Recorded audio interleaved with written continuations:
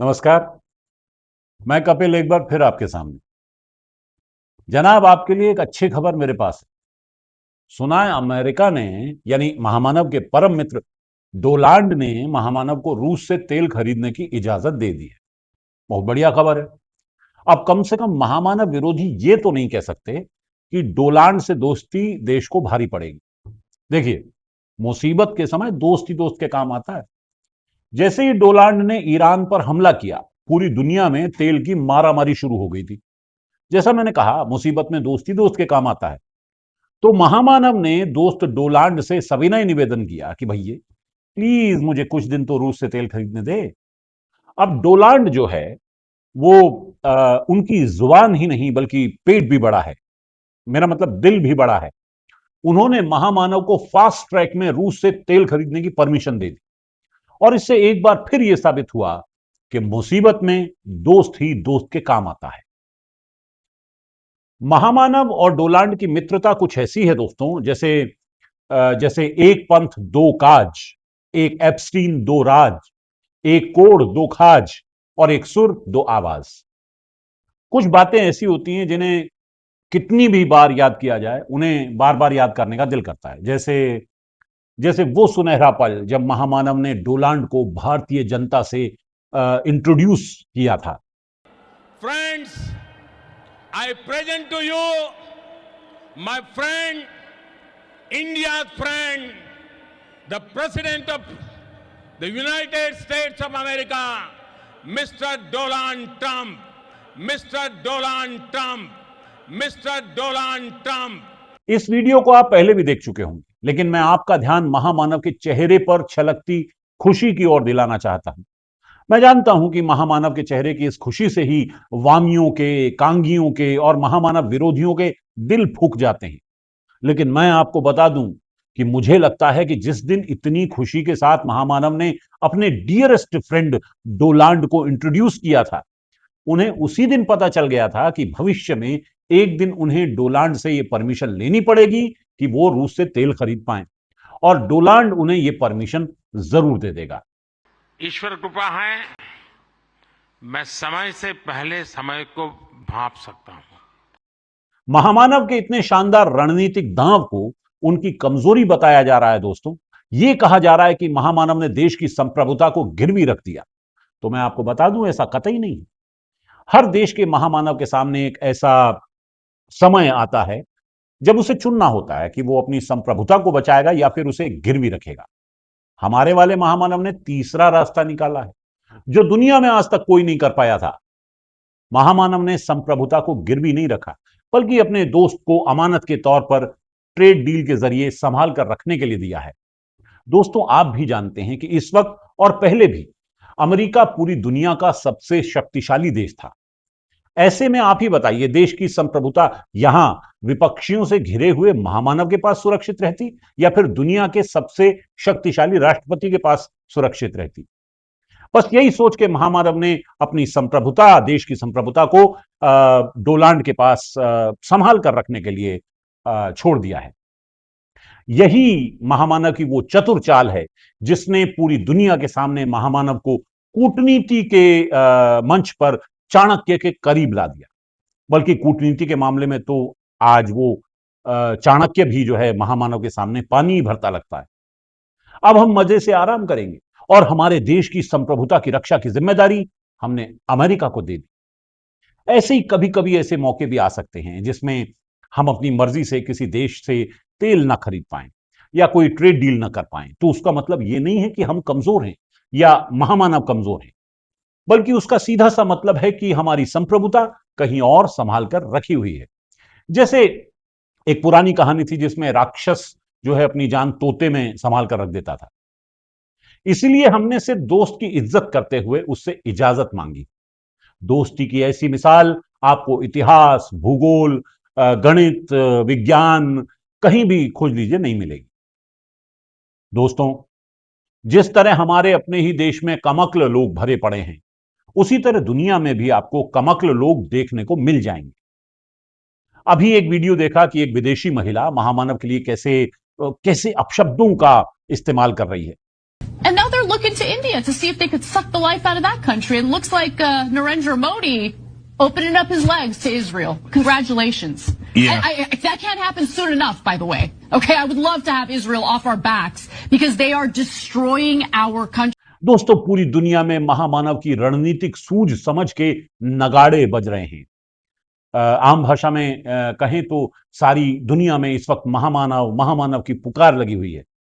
वो तो इजराइल ने सही मौके पर, यानी ईरान पर हमले के एक ही दिन पहले महामानव को घर बुलाया, महामानव को मेडल देकर उनका दिल जीत लिया, क्योंकि उसे डर था कि अगर कहीं महामानव का दिल ईरान पर आ गया तो वो पक्का ईरान से हार जाएगा। इसी डर के चलते आज डोनाल्ड और नेतन्याहू हर तरह से महामानव को खुश करने में लगे हुए हैं। इसीलिए एक तरफ तो इजराइल ने महामानव को एक ऐसा अवार्ड दिया जो सिर्फ लगता है महामानव के लिए ही बनाया गया था, और पूरी उम्मीद है कि आगे पूरी दुनिया में किसी को यह अवार्ड नहीं दिया जाएगा। दूसरी तरफ डोनाल्ड ने बिना देरी किए, याद रखिए बिना देरी किए, महामानव को रूस से तेल खरीदने के लिए 30 दिन का समय दे दिया है। यह महामानव की बड़ी जीत है। वो तो ये विरोधी और विपक्षी महामानव को चैन नहीं लेने देते, वरना महामानव अब तक पूरी दुनिया को अपनी तर्जनी पर नचा देते। जनरली दुनिया को अनामिका पर नचाया जाता है, पर महामानव को तो आप जानते ही हैं, वो ऐसा कोई काम नहीं करते जो सामान्य हो, जिसे आम लोग आम तौर पर करते हैं। इसलिए अगर ऐसा कोई काम हो भी तो वो उसे अपने तरीके से एक नए अंदाज में करते हैं। मैं महामानव और डोनाल्ड की दोस्ती का एक और किस्सा आपको सुनाता हूं। अभी हुआ यूं कि ईरान का एक युद्धपोत भारत के साथ मिलिट्री प्रैक्टिस यानी सैन्य अभ्यास करने के लिए भारत पहुंचा। वो भारत में आए तो उन्होंने पूरा सैन्य अभ्यास किया। इस बीच इजराइल और अमेरिका ने उनके देश पर हमला कर दिया। खैर साहब, ईरानी अपने पानी के जहाज पर बैठे और अपने देश वापस जाने लगे। अब आप जानते हैं अमेरिका अमेरिका है। डोनाल्ड बाबू नजर जमाए बैठे थे। जैसे ही ईरान का वो पानी का जहाज भारत की समुद्री सीमा से बाहर निकला, अमेरिकन पनडुब्बी ने निशाना साधा और धड़ाम।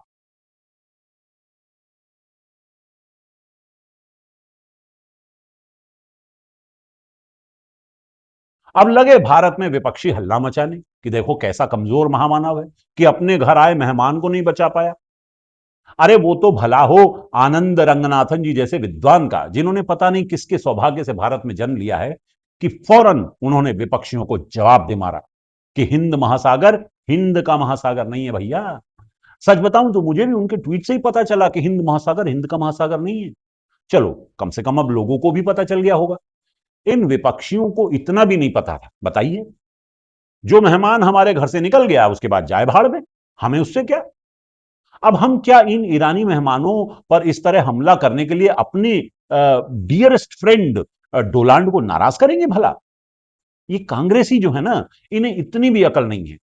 ये विपक्षी तो दोस्तों ये चाहते ही हैं कि ईरानियों की हत्या पर इन पर इस तरह के हमले के लिए महामानव अपने दोस्त डोनाल्ड को डांटे, या कम से कम इस हमले में मरने वालों के प्रति मानवीय संवेदना ही व्यक्त कर दें। बताइए रंगनाथन जी, अपने घर कोई दोस्त आए और वापस जाते हुए कोई उस पर हमला करके उसकी हत्या कर दे तो हमारा कर्तव्य क्या बनता है? हम कोई उसे पूरे रास्ते सुरक्षा तो दे नहीं सकते। हमारी इंसानियत और संवेदना वहीं तक रहनी चाहिए जब तक वो हमारे घर में है ना रंगनाथन जी? हम तो आनंद रंगनाथन जी से कहेंगे कि मरा तो मरे जाकर, हमें क्या। बल्कि हम तो उसके हत्यारे से दोस्ती निभाएंगे जिसने हमारे दोस्त की हत्या की है।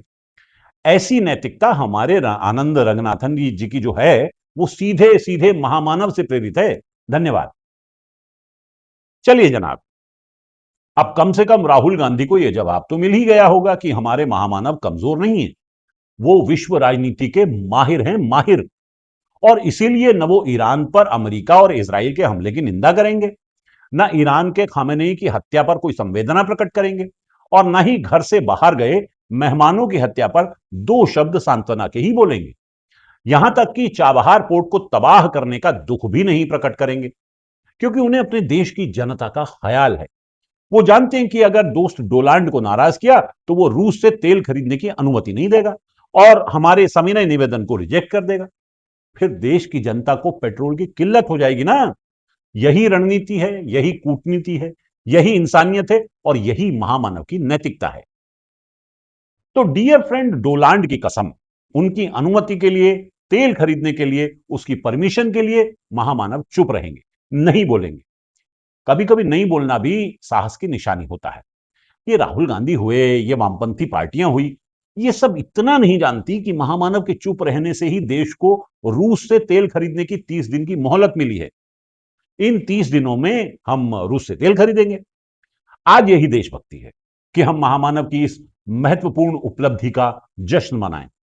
बाकी देश की संप्रभुता को बाद में देखा जाएगा। और बहुत चिंता मत कीजिए, इस देश को अभी और बहुत कुछ देखना बाकी है। बाकी आप रूस का तेल देखिए और तेल की धार देखिए।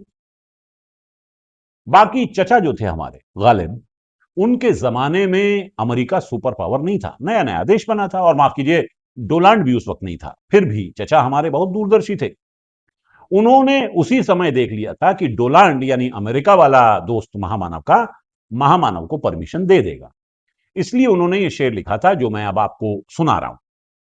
वो कहते हैं कि सब छीन के वो ले गया जो दोस्त था गालिब, सब छीन के वो ले गया जो दोस्त था गालिब, फिर डील का बहाना बनाना पड़ा मुझे, अब तेल की परमिशन मिल ही गई गालिब।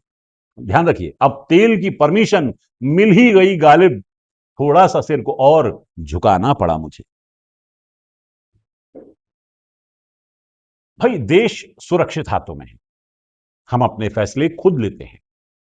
अभी हमारा मन चुप रहने का है, परमिशन मांगने का है तो हम मांग रहे हैं। और ये महामानव की ताकत ही है कि हमने परमिशन मांगी और डोनाल्ड ने दे दी।